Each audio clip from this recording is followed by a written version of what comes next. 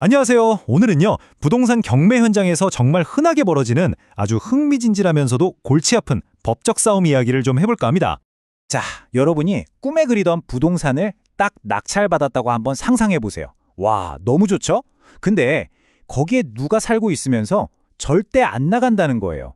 낙찰의 기쁨도 잠시, 정말 눈앞이 캄캄해지겠죠? 이럴 때 어떻게 해야 할까요? 오늘 이 문제 제가 속 시원하게 파헤쳐 드리겠습니다. 네, 그래서 오늘 우리가 이 싸움에서 이기기 위한 전투 계획을 한번 짜봤습니다. 첫째, 유치권과 인도 명령이 맞붙는 팽팽한 대치 상황. 둘째, 왜 점유가 이 싸움의 모든 것인지. 셋째, 낙찰자가 쓸 수 있는 필살기는 뭔지. 넷째, 절대 해서는 안 될 돌이킬 수 없는 실수. 그리고 마지막으로 승리를 위한 최종 체크리스트까지. 이 5단계만 잘 따라오시면 이 복잡한 분쟁 완벽하게 마스터하실 수 있을 겁니다. 자, 바로 시작해볼까요? 자, 첫 번째 상황입니다. 바로 팽팽한 대치 국면인데요. 경매로 집을 산 낙찰자는 이제 법적으로 이 집의 주인이에요. 그렇죠? 그런데 원래 있던 점유자는 유치권을 주장하면서 내 돈 받기 전에 한 발짝도 못 나가! 하고 버티고 있는 거죠. 한쪽은 법적인 소유권, 다른 한쪽은 물리적인 지배력. 여기서부터 아주 팽팽한 긴장감이 흐르기 시작합니다. 그러니까 한쪽은 내 집이니까 당장 나가! 라고 할 권리가 있고, 다른 한쪽은 공사비 받을 때까지 버틸 거야 라고 할 권리가 있는 거예요. 이 두 개의 아주 강력한 권리가 정면으로 꽝 하고 부딪히는 거죠. 과연 여기서 최종 승자는 누가 될까요? 자, 그럼 이 싸움이 벌어지는 전쟁터는 어디일까요? 뭐 법원? 서류? 아닙니다. 전쟁터는 단 하나, 바로 그 부동산에 대한 물리적인 점유입니다. 이 싸움은 처음부터 끝까지 누가 그 공간을 점유하느냐의 싸움이에요. 이 개념을 이해하는 게 정말 가장 중요합니다. 먼저 유치권이라는 게 뭔지부터 알아야겠죠. 법률 용어라 좀 어려워 보이지만 아주 간단해요. 예를 들어 제가 이 건물에 인테리어 공사를 해줬는데 공사비를 못 받았어요. 그러면 공사비 다 받을 때까지 이 건물 못 넘겨줘 하고 건물을 딱 붙잡고 있을 수 있는 권리, 이게 바로 유치권입니다. 점유자가 버티는 법적인 근거가 되는 거죠. 그리고 여기서 정말 중요한 개념이 바로 점유입니다.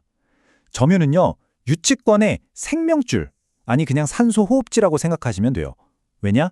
점유를 잃는 그 순간 유치권이라는 권리도 그냥 같이 휙 하고 사라져버리거든요. 숨을 못 쉬는 거죠. 그래서 유치권자는 이 점유를 목숨처럼 지켜야 하는 겁니다. 보세요. 근데 모든 점유가 다 똑같은 힘을 갖는 건 아니에요. 왼쪽을 보세요.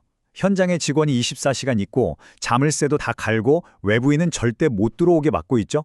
이게 바로 법원에서도 인정해주는 강력한 점유입니다. 그런데 오른쪽은 어때요? 그냥 현수막 몇 개 걸어놓고 가끔 와서 둘러보는 정도? 이건 그냥 허술한 점유예요. 법적으로 보호받기 굉장히 어렵습니다. 그러니까 낙찰자 입장에서는 바로 이 허술한 점유의 허점을 파고들어야 하는 거죠. 자, 지금까지는 유치권자, 즉 방어하는 쪽의 방패에 대해 알아봤어요. 그럼 이제 공격하는 쪽, 즉 낙찰자의 창은 어떨까요? 이 지긋지긋한 대치 상황을 끝내고 내 집을 되찾아올 수 있는 낙찰자의 가장 강력한 필살기는 과연 뭘까요? 바로 인도 명령입니다. 인도 명령. 이름부터가 강력하죠. 이건 뭐 몇 년씩 걸리는 복잡한 소송이랑은 차원이 달라요. 아주 빠르고 아주 강력한 법적 절차입니다. 그야말로 낙찰자에게 주어진 치트키, 필살기라고 할 수 있습니다. 과정도 정말 간단하고 빠릅니다. 1단계, 낙찰자가 경매에 잔금을 딱 내자마자 바로 법원에 인도명령을 신청하는 겁니다. 2단계, 그럼 법원이 서류를 검토하고 신속하게 명령을 내려주고요. 마지막 3단계, 법원 집행관이 이 명령서를 들고 직접 현장에 가서 합법적으로 점유를 빼앗아서 낙찰자에게 넘겨줍니다. 이 모든 게 아주 신속하게 진행된다는 거. 이게 인도명령의 가장 무서운 점이죠. 자, 이렇게 강력한 인도명령이 들어오는데 이 과정에서 유치권자가 저지를 수 있는 가장 치명적이고 정말 돌이킬 수 없는 실수가 있습니다. 바로 이 부분입니다. 많은 유치권자들이 이렇게 생각해요. 아니, 법원에서 사람을 보내서 날 강제로 쫓아냈어. 이건 명백한 불법 침탈 아니야? 억울하니까 소송 걸어서 다시 점유를 되찾아야지. 과연 그게 가능할까요? 여기가 진짜 핵심입니다. 우리 법은요, 법원 집행관이 와서 강제로 집행하는 걸 불법적인 점유 침탈로 보지 않습니다. 왜?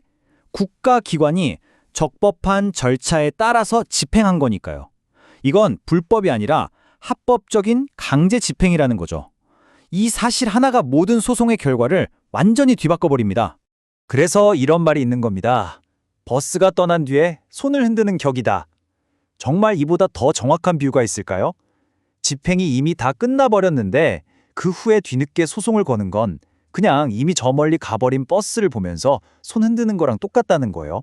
아무 소용이 없다는 거죠. 좀 더 구체적으로 왜 안 되는지 살펴볼까요? 보통 점유를 되찾기 위해 거는 점유 회수의 소라는 게 있는데 이건 불법적인 침탈일 때만 가능해요. 근데 인도명령 집행은 합법이니까 애초에 소송 대상이 안 되는 거죠. 또 청구 이해의 소라고 해서 집행을 막아달라는 소송도 있는데 이것도 이미 집행이 완료되어 버리면 소송을 할 이유 자체가 없어져서 법원에서 그냥 각하해버립니다. 그러니까 결론은 뭐다? 타이밍. 모든 행동은 집행관이 우리 집에 오기 전에 했어야 한다는 겁니다. 자, 이제 거의 다 왔습니다. 마지막으로 이 점유 전쟁에서 양측이 승리하기 위한 핵심 전략, 최종 체크리스트를 한번 쫙 점검해 보겠습니다. 자, 양측의 전략을 한번 비교해 보면서 최종 정리해 드릴게요. 먼저 낙찰자, 입찰 전에 점유 상태가 허술한지 꼼꼼히 분석해야 하고 잔금 내자마자 1초도 망설이지 말고 바로 인도 명령을 신청해야 합니다. 반대로 유치권자는요. 물리적인 점유를 정말 철통같이 24시간 유지해야 하고요. 만약 인도 명령이 날아왔다? 그럼 집행관이 오기 전에 즉시 항고하거나 집행정지를 신청해서 시간을 벌어야 합니다. 집행이 끝난 후에는 너무 늦습니다. 이게 양측이 반드시 기억해야 할 핵심 행동 지침이에요. 그리고 이 숫자도 꼭 기억해 두세요. 10만 원. 이게 뭘까요? 이게 바로 강제 집행할 때 들어가는 비용인데 보통 평당 약 10만 원 정도라고 생각하시면 됩니다. 그러니까 낙찰자분들은 전략을 세울 때 내가 저 사람 내보내려면 이 정도 비용은 추가로 들겠구나 하고 현실적인 예산까지 미리 다 짜둬야 한다는 거죠. 결국 이 모든 분쟁의 승패는 이 질문 하나로 귀결됩니다. 당신은 이미 끝나버린 과거, 즉 집행이 완료된 후에 반응하고 있습니까? 아니면 집행이 이뤄지기 전 미래를 내다보며 한 발 앞서 준비하고 있습니까? 이 점유를 둘러싼 법적 전쟁에서 이기고 싶다면 뒤늦은 대응이 아니라 선제적이고 시기적절한 행동이 전부라는 점 꼭 기억하시기 바랍니다.